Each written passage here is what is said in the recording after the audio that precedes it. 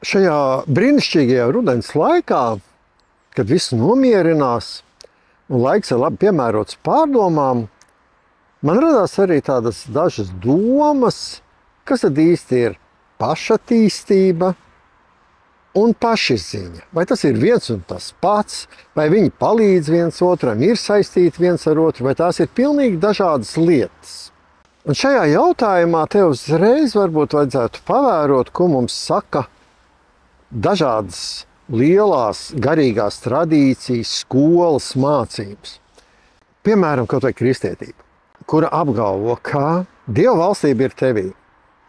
Būtībā budisms runā kaut ko ļoti, ļoti līdzīgu.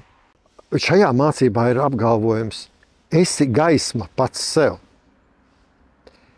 Tad būtība jau ir runa par to, ka jāmeklē tās atbildes un visu lietu būtību un izzināšana ir sevi iekšā.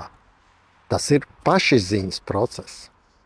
Ar pašattīstību vairāk kā mēs saprotam, ka es eju uz kaut kādiem kursiem, lekcijām, retrītriem, jogas nodarbībām, mācos kaut ko studēju. Tad tas ir kaut kas tāds, kas tomēr ir vairāk vērsts uz ārpus, atrodas ārpus manis. Un tad šajā brīdī ir jāsāk ļoti rūpīgi domāt, kur mana uzmanība ir vairāk vērsta. Tātad šo kursu, lekciju, nodarbību apmeklēšanas laikos mans uzmanības fokus ir kaut kur ārpusē, ārpus manis. Pašizziņa ir viennozīmīga. Es koncentrējos uz sevi, uz savu iekšējo pasauli.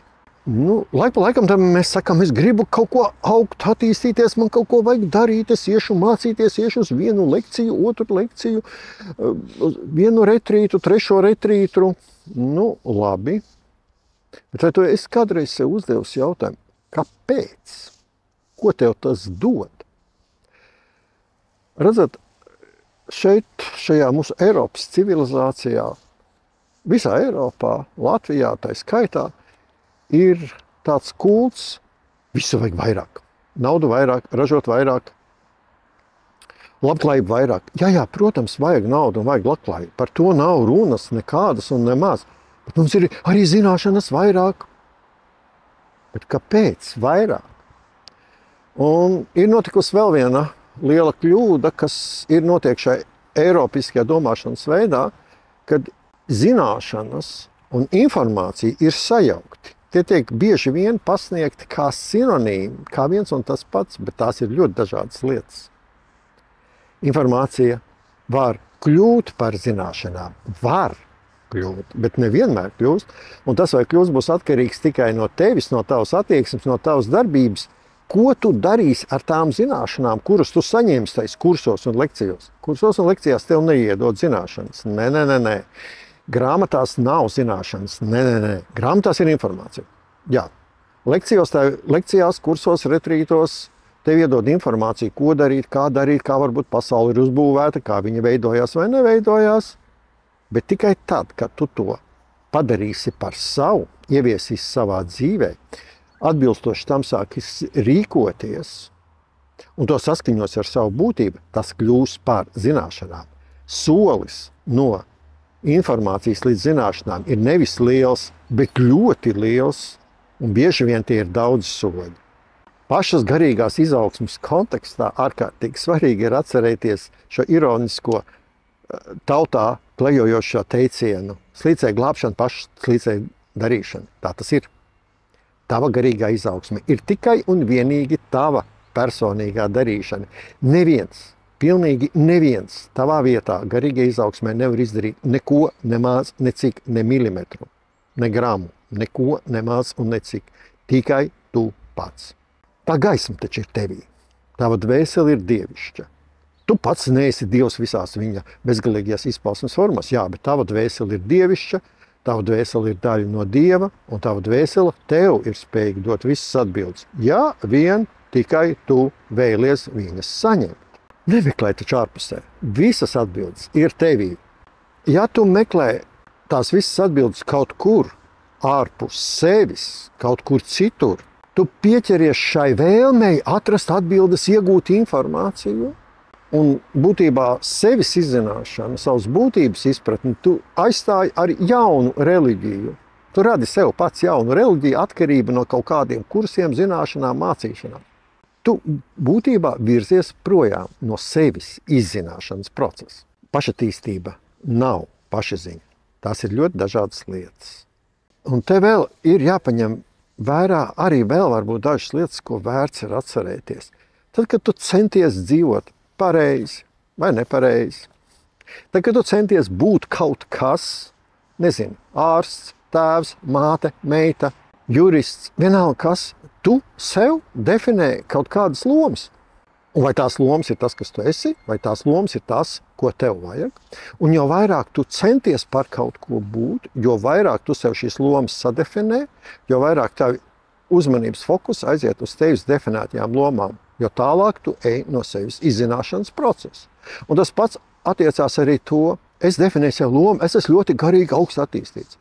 Tiklīdz kā tu sāc sev definēt šo te lomu, vai arī sāc definēt, es gribu kļūt par ļoti garīgi augsts attīstītu cilvēku, es centīšos būt ļoti augsts garīgi attīstīts cilvēks, tu automātiski sevis izzināšanu aizstāji ar koncepciju, ko nozīmē garīgi kaut kas augsti ļoti attīstīts. Tu to radi izejot no savas attīstības līmeņa, un godīgi sakot, tā ir diezgan apšaubāma koncepcija, bet tu viņai pieķēries. Un jo vairāk tu šādas koncepcijas sev saražo, jo vairāk tev ir barjeru, robežu un šķēršu, lai patiešām izzinātu sevi, lai harmoniski dzīvotu dzīvi. Šie te milzīgi daudzie pašattīstības, pašizaugsmes kursi būtībā pa lielam tas ir drīzāk pat ceļš projām no sevis. Viņi ir vajadzīgi, bez šaubām. Un viņi ir jāapmeklē. Es pats arī vadu lekcijas, vadu nodarbības, un tagad sāku teikt, ka viņi vada projām no sevis izzināšanas. Jā, tas tā ir. Bet redzat, tā informācija, ko tur iegūst, tomēr ir nepieciešama, lai sāktu saprast, kur ķerties klāt, kur neķerties klāt, bet kļūt atkarīgam no šīs informācijas. Tas nozīmē, ka es pārliekos tikai pie šīs informācijas un es aizmirstu par sevi. Vai tad tā nekad nav gadījies, vai vismaz nav dzirdēts stāsts, ka cilvēks apmeklē vienus lekciju ciklus, otrus, trešos, ceturtos, 5 retrīti, visādas jogas nodarbības un beigās krīt depresijā? Godīgi sakot, tas ir diezgan loģisks rezultāts. Kas tad notiek šo kursu un mācību laikā?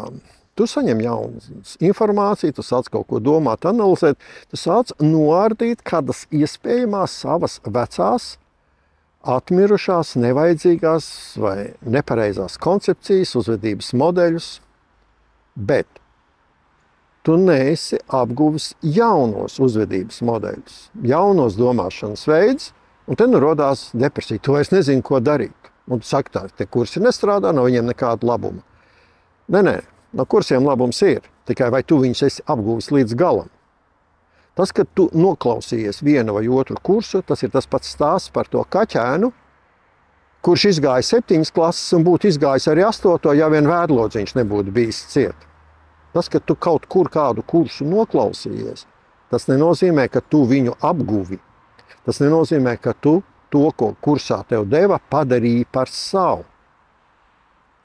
Kursvadītājs, lektors, vienalga guru, garīgais skolotājs tavā vietā neko nevar izdarīt. Viņš tev tikai var piedāvāt kaut ko, viņš tev var piedāvāt ēdienu, bet ēdiens tev ir jāēd pašam. Un tas ir jāpadara par savu. Ja tu to neizdari, tikai alkatīgi vēl viens kurs, tu viņus nepārgramo. Nepadari par saviem, un tad rodās šie depresīvie stāvokļi, vai ka tas nav nekam derīgs, tas nestrādā, tie pasniedzēji runā muļķības, tas viss ir bezjēdzīgi. Nē, pamatā jau viņi runā sakarīgas lietas, bet kāda ir tava attieksme pret to? Jo, vai tu to ievies savā dzīvē? Es aicinu iet uz kursiem, jā, jo pats viņus vadu, nu jā, protams, jā. Bet es aicinu arī otru vienmēr apdomāt, kāpēc uz šo lekciju vai kursu es eju, ko es gribu. Un pēc tam, kad es viņas noklausījies, viņu vēlreiz pārdomāt, analizēt, ielaist savā dzīvē, savienot ar sevi, praktizēt to darīt. Nevis tikai alkatīgi vēl. Vēl jaunu mašīnu, vēl naudiņas bišķīt vairāk, vēl vienu jaunu grāmatu. Vai nu nebūs nekad dzīvē redzēti tādi cilvēki, kas ir ļoti informēti, daudz ko salasījušies, bet kā viņiem ar morālu un ētiku, vai tur gadījumā kaut kas neklibo? Tava patiesā izaugsme sākās tad, kad tev pazūd vēlme izaugt. Tajā brīdī izaugšanai tiek noņemta barjera un tiek noņemtas tavas iepriekš radītās koncepcijas. Un te sākās tagad dīvainas lietas. Mēs runājam to, ka man ir jāiet sevī. Un sirdsapziņas balss ir tā, kas saka priekšā. Viņa ir tā, kas dod atbildes. Un tās atbildes galīgi nevienmēr visiem ir pieņemams un patīkams. Un nereti gadās, kad cilvēki sāk vairīties no šīm atbildēm, ko sniedz paša sirdsapziņa, paša iekšējā balss. Un tad viņu sāk aizstāt, apklusināt ar kursiem, lekcijām, filmām, alkoholu, grāmatu lasīšanu. Nē, es nenoliedzu grāmatu lasīšanu, bet saprātīgu, pamatotu, apzinātu grāmatu lasīšanu tur, kur vajag un tik, cik vajag, un tā, lai to visu padarītu par savu. Un tieši tāpat arī ar šiem visiem kursiem un lekcijām. Ejiet, bet tādā daudzumā mērā, lai pēc tam to būtu spējīgi padarīt par savu dzīvi. Pretējā gadījumā tā būs vilšanās, un vainīgi būs visi citi, tikai ne jūs pats. Aizstāt savu iekšējo balsi ar kaut kādiem dažādiem ārējiem informācijas avotiem, tas ir diezgan plaši izplatīta lieta. Tā ir bēgšana no sevis, bēgšana no patiesības. Patiesā atmoda cilvēkam sākās tad, kad viņš redz nevis savas domas, bet to, kurš viņas domā. Redzat, arī šie kursi, lekcijas, nodarbības, visas šīs pašizaugsmes lietas, pašattīstības lietas, tas ir kaut kur ārējā apziņā, tas ir tā saucamā kolektīvā zemapziņa, kā to saka Jungs vai lielais Ātmans. Mums ir katram arī vēl sava individuālā apziņa, un kura mums ir rūpīgi jānodala. Jā, mēs esam lielās apziņas, globālās visuma apziņas daļa, bet mums ir jāredz sava individualitāte un jākopš un jāattīst. Un ja mēs visu laiku esam šai ārējā, tad mēs savu individualitāti nespēsim ieraudzīt un attīstīt. Ja visu laiku tā uzmanība ir kaut kur ārpus tevis, tad tur aiziet tava enerģija. Tas ir ļoti fundamentāls princips, kur uzmanība, tur iet enerģija. Ja tu koncentrē savu uzmanību uz kaut kur ārējām lietām, nevis uz savu iekšējo pasauli, tu zaudē enerģiju. Būtībā tu zaudē. Tiklīdz kā tu sāc koncentrēties uz savu iekšējo procesu, tu iegūst enerģiju, vai vismaz viņu saglabāt sākotnējos posmos. Ir jau vēl viena lieta, kāpēc reizēm rodās šī atkarība no kursiem un lekcijām un nodarbībām un retrītriem, kad cilvēks meklē, kur novelt atbildību par savu dzīvi. Tad ne jau es pats esmu atbildīgs, bet tur kāds cits, tur tas lektors, skolotājs, astrologs, joks, psiholoģijas konsultants vai vēl kāds cits. Bieži vien cilvēki tieši to arī dara. Viņi meklē atbildību ārpus sevis, kaut kur citur, ne sevi. Arī šie stāsti. Man tur ir grūti dzīvē, jo Saturns man tur dara to un to. Nē. Saturns tavā dzīvē to un to nedara. Neslimosim ar lielumāniju, attaisnojot savas neizdarības, slinkumu, nolaidību vai nelietības ar Saturna, Marsa vai vēl kaut kādas citas dievības veiktajām darbībām vai bezdarbībām. Viņi tikai tev sniedz informāciju par to, kas tu esi, kāds tu esi, kas notiek tevī.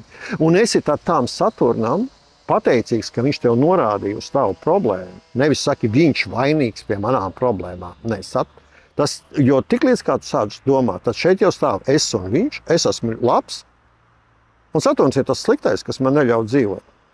Te tagad padomā, es esmu labais un Dievs ir sliktais, šajā brīdī vēlreiz padomā. Tad visas šīs cenšanās būt kaut kas, tas ir robežu uzlikšana, lai atrastu savu patieso būtību. Un tad, kad tu beidz censties būt kaut kas, tad arī pamazām veidojās tavs kontakts ar to, kas tu patiešām esi. Gribās sasniegt apgaismību, apskaidrību, dažādas terminas liekos. Un tad es iešu uz lekcijām, samācīšos zināšanas un kļūšu apskaidrots, apgaismots. Šī ir diezgan liela ilūzija. Apskaidrība, jeb apgaismība, jeb garīga apmošanās. Dažādas terminas var lietot. Vēl ir arī vesela virkne no citu apzīmējumu šim procesam. Tas nav kaut kādu zināšanu kopums. Vispār nē. Tā ir savas dzīves apzināšanās. Dzīvošana ar izjūtu un ar dzīvošanu esot harmonijā ar visumu. Intelektuāli tev zināšana var pavisam būt daudz vai maz. Tam ar to vispār nav sakara. Jā, zināšanas šeit ir vajadzīgas, viņas var palīdzēt un var noderēt tādā veidā, ka zināšanas un informācija arī beigās tikai ir instruments, kas palīdz sasniegt šo rezultātu. Tā ir taisnība. To var salīdzināt ar mazgāšanās procesu, ar ziepēm. Lai nomazgātos, man vajag ziepes. Pilnīgi un noteikti. Viņš taču palīdz nomazgāties. Bet, lai es būtu patiešām tīrs, man beigās ir jānomazgā arī ziepes. Un no tā, ka es uzsmērēšu sev 3 reizes vairāk ziepes, 4 reizes vairāk matu šampūnu, es kļūšu tam dēļ 3 reizes, 4 reizes tīrāks? Noteikti ne. Tas ar to nav saistīts. Mazgāšanas līdzekli vajag tik, cik tas ir patiešām tev konkrēti vajadzīgs tavā konkrētajā gadījumā. Un tas pats arī attiecas uz zināšanām.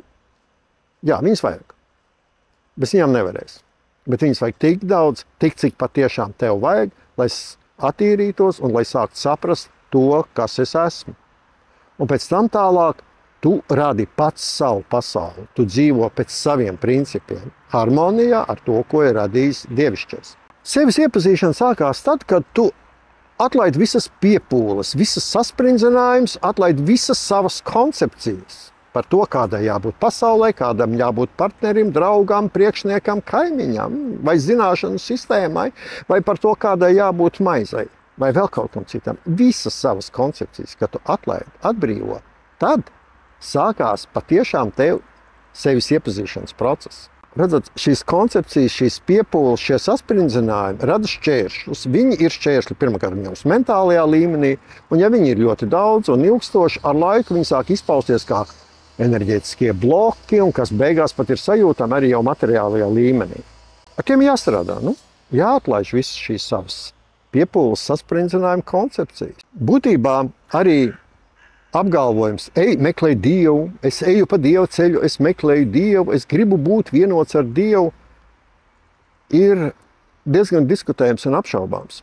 Šis princips, šāds apgalvojums tevi ved projām no Dieva izziņas procesa. Dievs nav izzināms intelektuāli.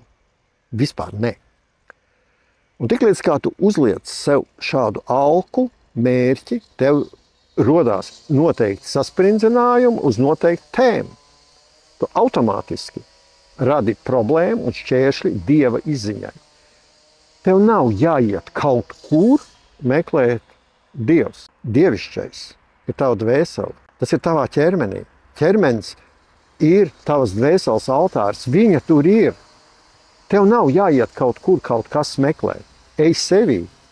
Un tad, tad tu to iepazīsti. Lai mums visiem izdodās arvien vairāk un vairāk satikt sevi, savu būtību un iepazīt sevi. Lai mums visiem jauks šis laiks.